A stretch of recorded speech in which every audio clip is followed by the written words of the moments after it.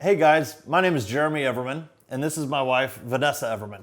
And together we have a residential construction company called Everman Homes.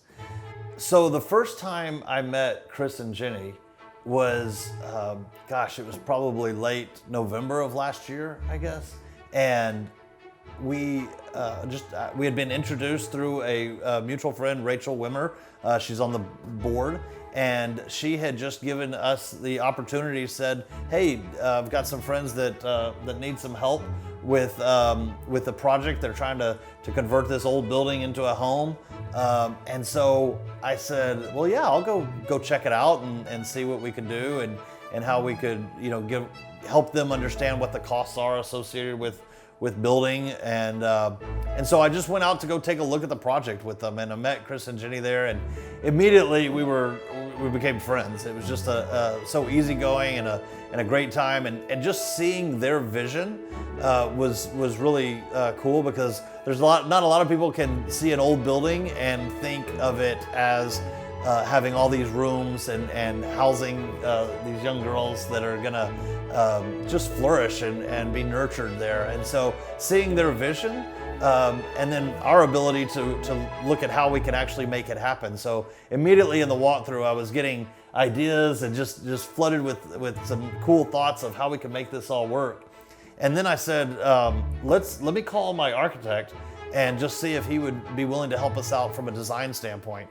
And immediately, when Steve Iltis and Shannon Vestal had the opportunity to help us, I mean, they were all in. They just wanted to be a part of that. And so together we sat down and started sketching out ideas of how we could put all these rooms together and make the bathrooms work and fit with the plumbing that's already in the house and things like that. And normally we charge a fee for doing the work of managing the construction process. And I just told her, hey, we're on board. Everman Homes, we want to participate in this, so we're going to do that. We're not charging any management fee. We just want to come and be supportive and help you get through this process. And so I think the thing that I saw when Jeremy was telling me about the project and what they were doing, I knew already that this was something that was just a good fit for just how we want to be involved, and then also that just our business, we were like, this is something we can do. And so when he told me, hey, I want to do this, and I don't want to, let's not charge anything, let's just do this, let's just help them along.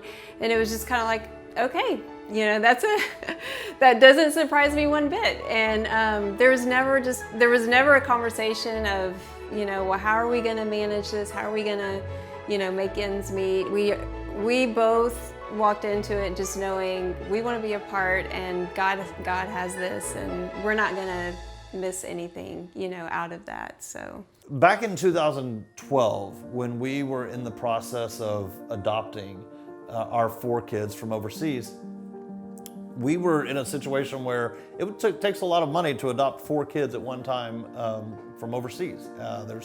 And we knew going into it, we didn't have what it takes, but we also knew that we had people around us that wanted to participate, and we had people, and we knew that God would be faithful and create that opportunity for us. And so we had a unique situation where one of my clients, actually, who just knew of our family, but really was just a client,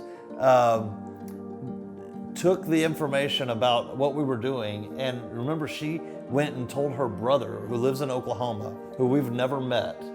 And the next thing you know, we get a large donation from him that probably covered about a third of all of our expenses, from one individual that we'd never met before. And we still haven't met. Yeah. We took that and turned that into part of paying for our expenses, which brought these 4 Colombian kids home, and they are who they are today in a large part because of his donation. It's just amazing how God works in the world of giving, and how sometimes when you give to something, you don't even see the outcomes.